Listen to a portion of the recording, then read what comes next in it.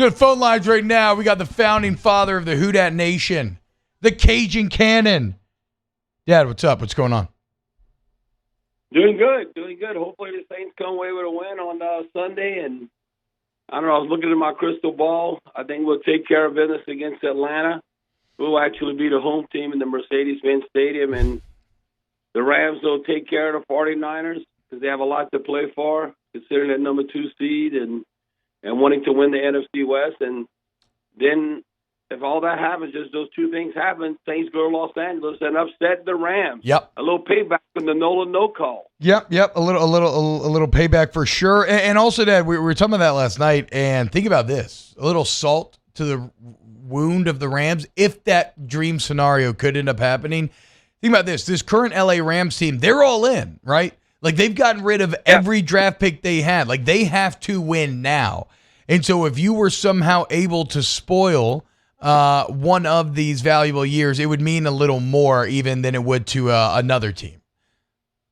Oh, yes, for sure, because, look, the Saints and the Rams, we all know, even with the 49ers, a lot of history. You look at NFC West, and then now being in the AC, and like I said, the Nolan no call.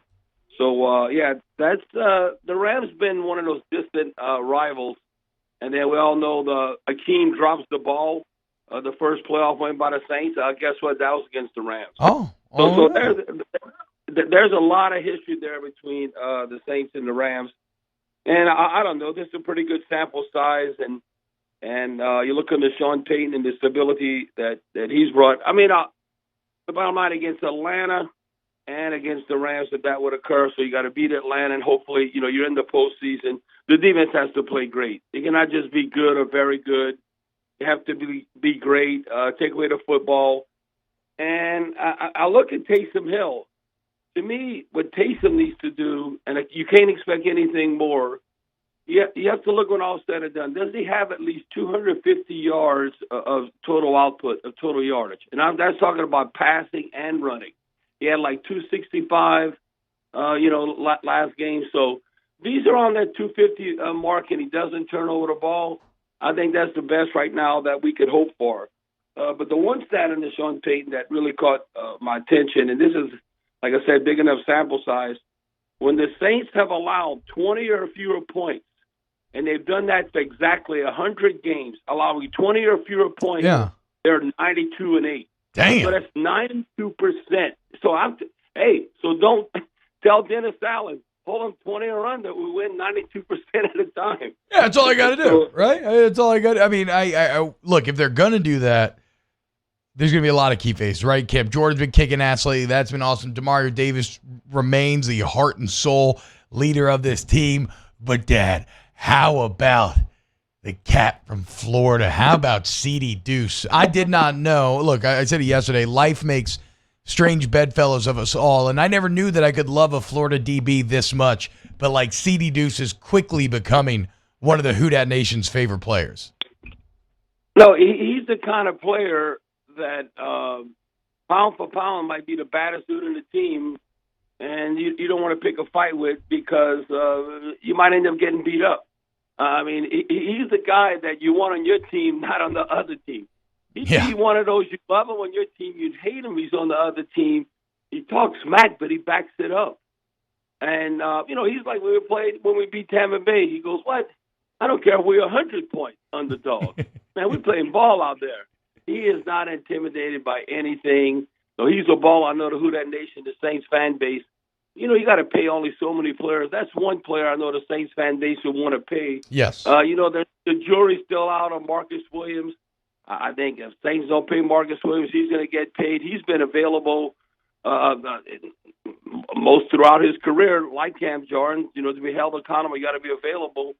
So there's a market out here there for him and Davenport. It's going to be interesting to see. But Chauncey Gardner-Johnson, I said, man, I'm not calling him C.D. Deuce. His real name, his mama called him Chauncey Gardner-Johnson. Wait, you don't like C.D. Deuce?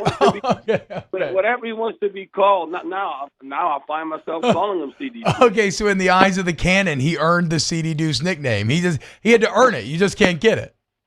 Without a doubt, I even wore some bootleg T-shirt about. Well, to be fair, there's no man that loves a bootleg T-shirt as much as you do.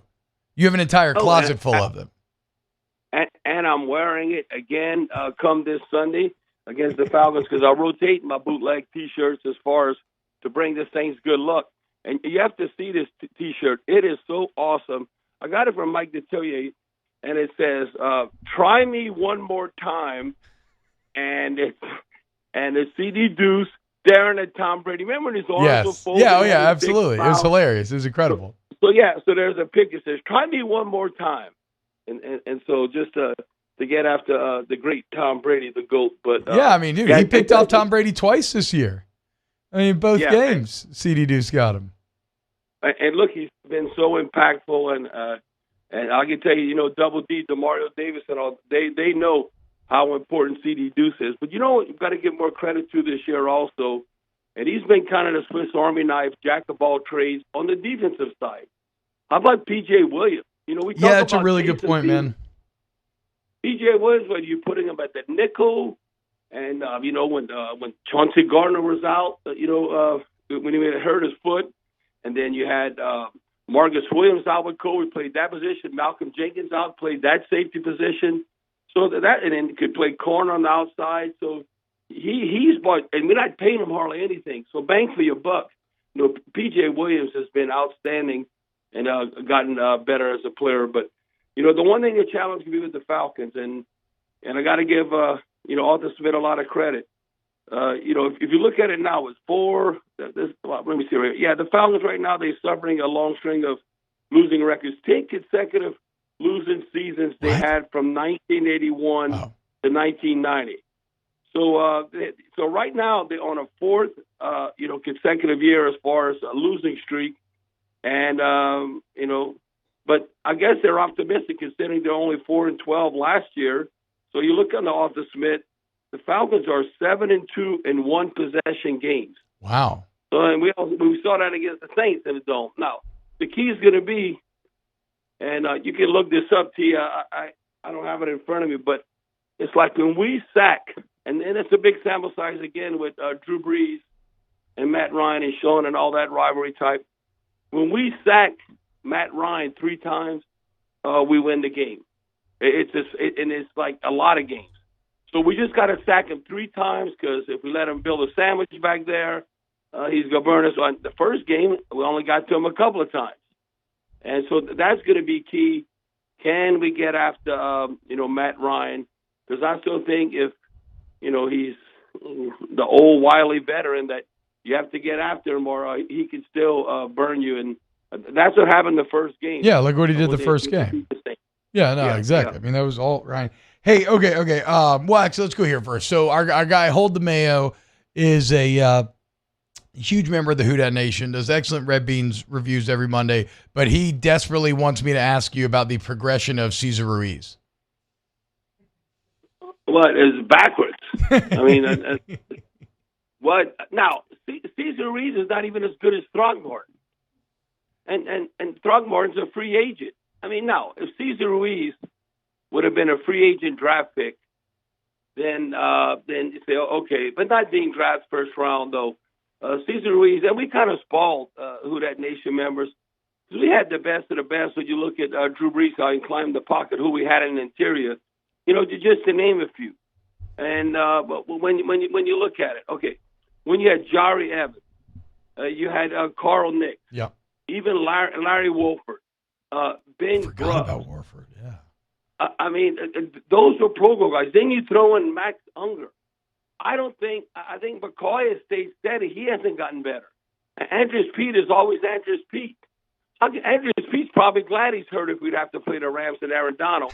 I'll tell you right now, Aaron Donald's probably thinking that ain't no way in hell Cesar Ruiz or any of those interior Saints guys can block me.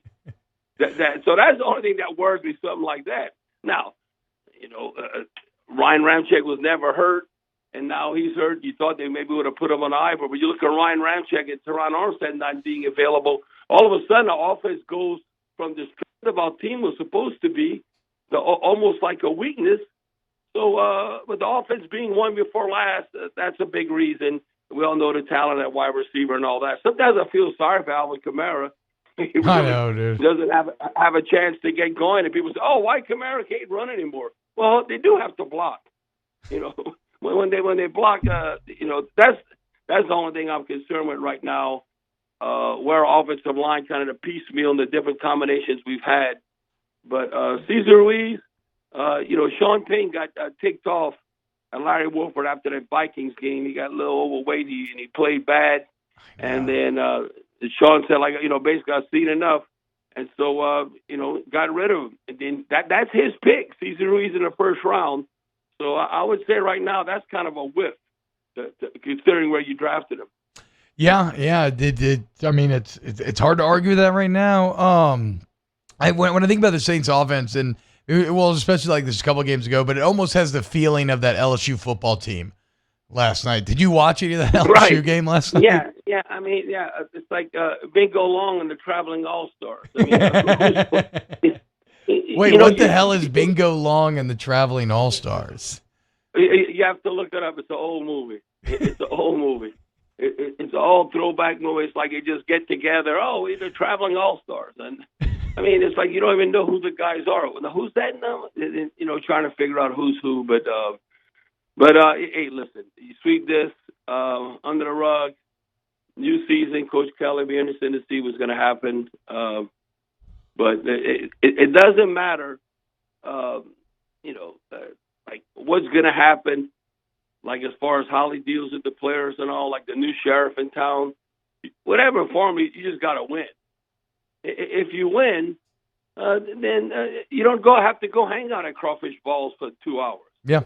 If you win, you can wave at everybody from a distance and say, "Oh, look, Coach Kelly," and stuff. And so the bottom line is you just got to win, and he knows that. Okay, so with the game this Sunday, like you said, Vegas has the Saints favored by 4, LA favored by 5, so it's a little bit of a good sign. You certainly mentioned the 3 sacks on Matt Ryan as something to kind of keep an eye on. Yeah. What has to change from game 1 against the Falcons, where the defense, I don't know, it was weird. It's not that they played bad overall, but they just had these moments where it felt like they completely fell asleep. Like, what has to change going into game 2? Chunk plays. Yeah. Like that's how the same way they lost to the Giants. You can't be giving them like 50-yard bombs and like the Giants had 1 and 2 play drive. Now he might not play. The tight end from Florida, Pitt. Now, if you don't play, you know who didn't play good that game? Quan Alexander. Yeah. And Quan Alexander has played awesome the last 4 games. But that Falcons game, he did not play good. Paulson and Debo did not play good. You don't ever want to be a weak link when you're on a great defense and they have that ability, because then you're going to stand out like a sore thumb. Yeah. So that's when you don't want to be picked on. And Paulson and Debo has done an outstanding job as a rookie cornerback. But that's a lot of pressure on him. But he's had his moments, his growing pains.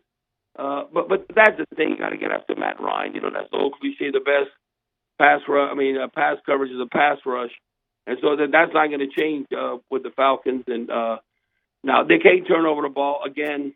The Saints started out like +7 for the season. Then they were constantly going down. Now being +2 against Carolina, they're +4 for the season. That's a simple number, but hey, the Saints right now, the way we structured, we can't afford to be -1 against anyone. Yeah. Or we need to take away the football and protect it. And even if Taysom does that, people want to see more excitement. But man, who would care if the next 2 games we look at the weird scores? It's like 9-0, 18-10. So what if we'd win like back-to-back games, like 15-12, 16-11 or something? Who cares? I mean, as long as you win. Yeah. I want to be entertained. That's ugly wins. No. Did you win or lose? You don't get any style points. Oh, it's 30-something, 30-something. Boy, that was a hard-fought game. No, you lost. Give me an ugly win. I don't know. A field goal and a safety, 3-2. We won. Yeah, this is that trench warfare fighting, right? It's dirty, it's nasty, it's not fun to watch. Yeah, this is like a rock fight. I think Jeff Duncan used that term. I love that. Okay, Dad, into the offseason, last one here. it looks like a new quarterback is going to be available. Maybe free agency trade, whatever the case may be. I'd have to look at his contract, but doesn't look like Baker Mayfield's going to end up back in Cleveland. Do the Saints kick the tires on Baker? And if it came to Jameis or Baker, who would you go? I would take neither one of them. What? You know the dark horse I like Derek Carr with the Raiders. Okay. I'm telling you, Sean Payton, I think, can make something out of Derek Carr. Because, you can throw out there Aaron Rodgers, you have Russell Wilson. Now, if he gets settled his civil suits, and people might say, oh, you don't know, he's in trouble. Hey, Barry, why are you going to say Deshaun Watson? Deshaun Watson still only going to be 26 years old. He's not going to forget how to play. Eventually, he will get out of trouble. So they're going to get paid off or something's going to work out. But then what you have to give up, all I know is to get something, you got to give up something. And not necessarily like older, attractive players, like, you sign and trade them like a Teron Armstead, like Cam Jordan still on the contract. Then you got to pick and choose. Sometimes you might say, well, okay, we'll work that out, take a one. But how about Alvin Kamara? Or they might say, well, how about a Marshawn Lattimore with that first round? See, that's going to be the challenge. Well, I think a guy like Derek Carr, you wouldn't have to give up as much. Wait, so what's up? You're not. We're all Team Jameis over here. You're not feeling Jameis? Jameis. 14 touchdowns to 3 picks, man. What are we talking about? At the Saints price. Okay, Jameis's people say, that you have to pay Jameis this. Why? I mean, he hadn't played enough to kind of control his destiny as far as from finance, from the money perspective. So, no, Jameis, I think Sean likes Jameis, but it would be more than I would hand him anything. He'd have to compete again. Okay, well, what if it came down to Jameis or Baker? Who would you want? Probably Jameis because he knows the offense, and I think Sean trusts Jameis. I mean, Baker Mayfield thinks he's better than what he is. He's too a wild card. He's like he might be. Does it make you mad how many commercials Baker does? Yeah, but he does a good job in those commercials. Okay. I think he does a good job in those commercials, but he could be like the white version of Antonio Brown sometimes, I think. I don't think anybody has ever uttered that on air. That is an excellent take. I don't think anybody's ever said that before. All right, Dad. Well, thank you so much, man, for give us a final prediction for the Who Dat Nation on the way out here. We go to the playoffs, and I don't know. You got to say your rosary. All you good Catholics out here, say your rosary for us to beat the Rams in the playoffs. Hey, but I think if that would happen, we beat the Falcons, beat the Rams. I don't think we can ask for anything more. We can't continuously. I don't see us going on a roll, beat the Rams. Then you have to beat a team like Tampa Bay again. Oh no! And then you get the Packers. God forbid. The one thing that I said this: if we had to play Dallas, and that would have been the first game in the playoffs in the postseason. I don't want us to go to the postseason if we're going to lose to Dallas.